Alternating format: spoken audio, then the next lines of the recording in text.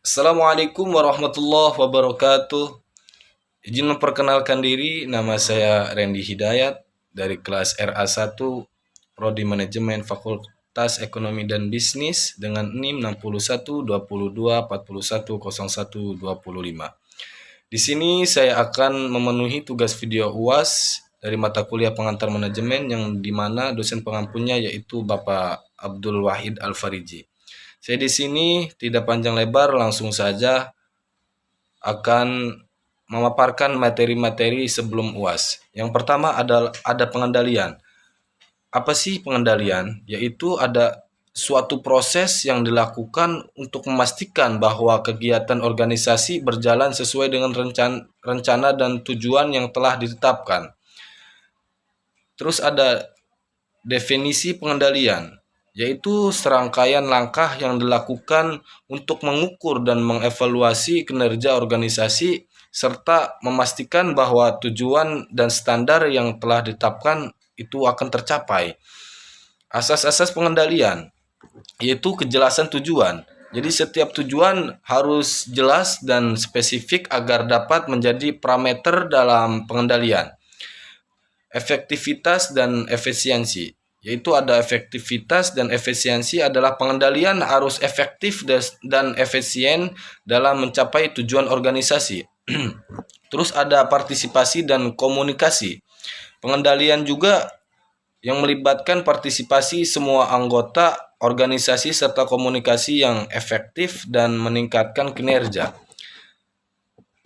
Terus ada jenis-jenis pengendalian. Jenis-jenis pengendalian yaitu ada 4. Yang pertama pengendalian preventif, pengendalian kolektif, pengendalian detektif, pengendalian konstruktif. Yang pertama ada pengendalian preventif, yang dimana dilakukan sebelum terjadinya masalah untuk mencegah kemungkinan terjadinya. Terus yang kedua pengendalian korektif, yaitu setelah terjadinya masalah untuk memperbaiki dan mengatasi masalah yang telah terjadi. Yang ketiga ada pengendalian detektif, dilakukan untuk mendeteksi adanya masalah atau pelanggaran setelah kejadiannya. Yang keempat ada pengendalian konstruktif, dilakukan melalui pelatihan, pengembangan, dan pemberdayaan sumber daya manusia. Terus ada proses pengendalian. Yang pertama perencanaan, yaitu menetapkan tujuan, sasaran, dan rencana kerja yang akan dijalankan. Pelaksanaan, menjalankan rencana kerja yang telah ditetapkan. Pengawasan, yaitu mengamati dan memantau kinerja untuk mengevaluasi apakah sesuai dengan rencana yang telah ditetapkan. Bagaimana sih cara pengendaliannya? Yaitu harus kontrol eksternal, kayak melalui regulasi, hukum, dan aturan yang ada dari pihak luar organisasi. Terus kontrol internal, melalui sistem dan prosedur internal yang telah ditetapkan dalam organisasi.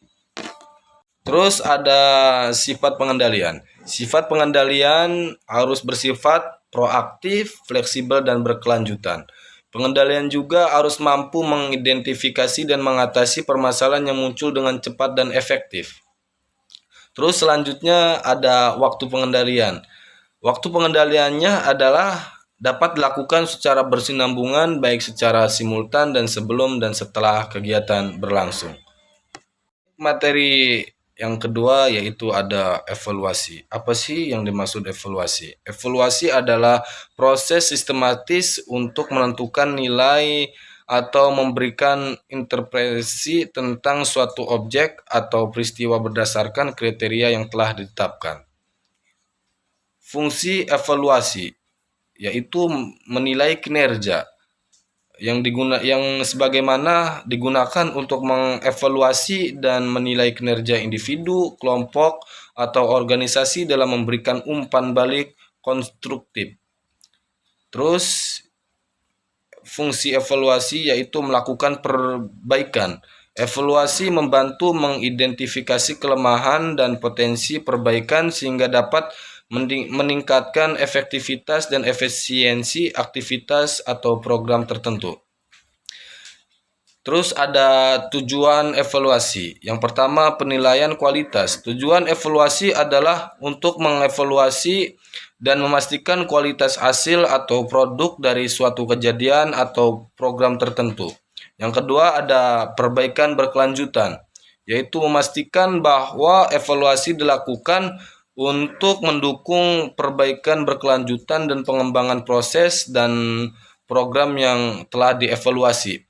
Yang terakhir ada pengembalian keputusan. Evaluasi juga membantu dalam pengembalian keputusan yang lebih baik berdasarkan data dan informasi yang telah diperoleh dari proses evaluasi. Selanjutnya ada model evaluasi. Evaluasi formatif. Model ini terfokus pada pembelajaran dan perbaikan selama proses, bukan hanya hasil akhir. Terus ada evaluasi sumatif, yang dimana model ini lebih difokuskan pada hasil akhir suatu program atau suatu kegiatan. Terus ada evaluasi responsif. Model ini berfokus pada responsif terhadap kebutuhan segera penerima layanan. Selanjutnya, pendekatan evaluasi. Yang pertama, pendekatan kualitatif. Pendekatan kualitatif mencakup penelitian etnografi, studi kasus, dan analisis teks untuk memahami konteks dan interpretasi. Yang kedua, pendekatan kuantitatif. Yang sebagaimana pendekatan kuantitatif yaitu menggunakan statistik dan metrik numerik untuk mengukur dampak dan hasil evaluasi. Yang ketiga, pendekatan gabungan. Kayak perpaduan pendekatan kualitatif dan kuantitatif untuk memberikan pemahaman yang komprehensif. Selanjutnya, evaluasi kinerja. Yang pertama, proses evaluasi rutin. Evaluasi kinerja berguna untuk mengevaluasi sejauh mana pekerjaan individu atau tim mencapai tujuan dan standar kinerja yang telah ditetapkan. Terus yang kedua, umpan balik konstruktif. Evaluasi kinerja memberikan kesempatan kepada individu atau tim untuk menerima umpan balik yang konstruktif. Selanjutnya, evaluasi program. Yang pertama, perencanaan. Langkah pertama dalam evaluasi program adalah menetapkan tujuan, sasaran, dan indikator keberhasilan yang jelas. Yang kedua, pelaksanaan. Evaluasi program melibatkan pemantauan dan pengumpulan data di seluruh tahapan pelaksanaan program atau suatu kegiatan. Yang ketiga, pelaporan. Hasil evaluasi program disampaikan dalam bentuk laporan yang memberikan insting dan rekomendasi untuk perbaikan ke depan.